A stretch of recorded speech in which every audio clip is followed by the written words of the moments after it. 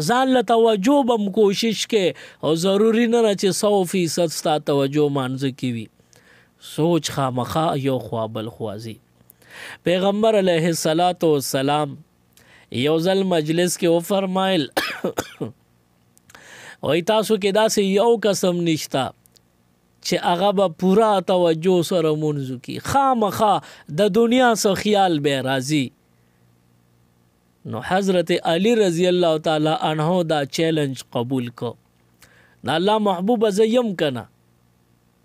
زه دا چیلنج قبلوم زه مونځ ته ودرېږم او اول نه تر اخره ټول مونځ کې توجه الی الله به د دنیا یو ذره سوچ به مراله نه راځي. پیغمبر علیه السلام مسکې شو ورته وی ښځه علي زما په کور کې تا ته معلومې دي ما سره 2 زغرې دي جنگي لباس زغره وی 2 زغرې دي یوه غټه یو وړه ده هغې کې یو به تاله انعام کې درکم او که تا 2 رکاته نفل پوره په توجه سره وکړو د دنیا خیال ورته رانغی په هغه 2 زغرو کې یو بستی انعام کې به درکم.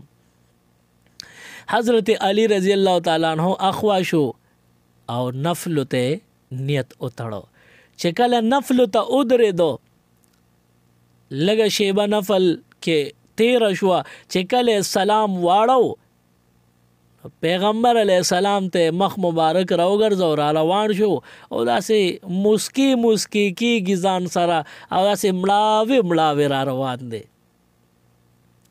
پیغمبر علیه السلام او صحابه کرام هم ځان سره مسکی کېږي.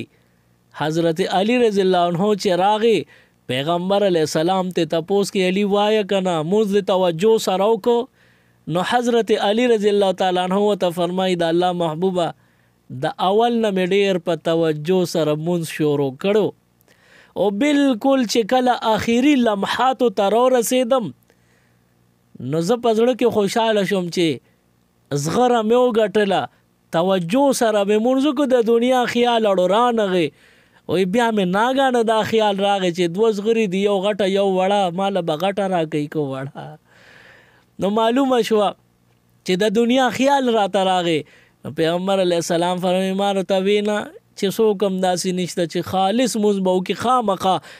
بې اختیاره به دنیاوي څه خیال راځي نو دغه بې اختیاره خیالات راتلل په دې څوک ګناهګاریږي نه او انسان به وسو کوشش کوي چې دې پوره په توجه سره مونځ وکړي چې پوره توجه سره د مونځ کولو کوشش کوي په دې کوشش به الله تعالی کامیابی درکوي.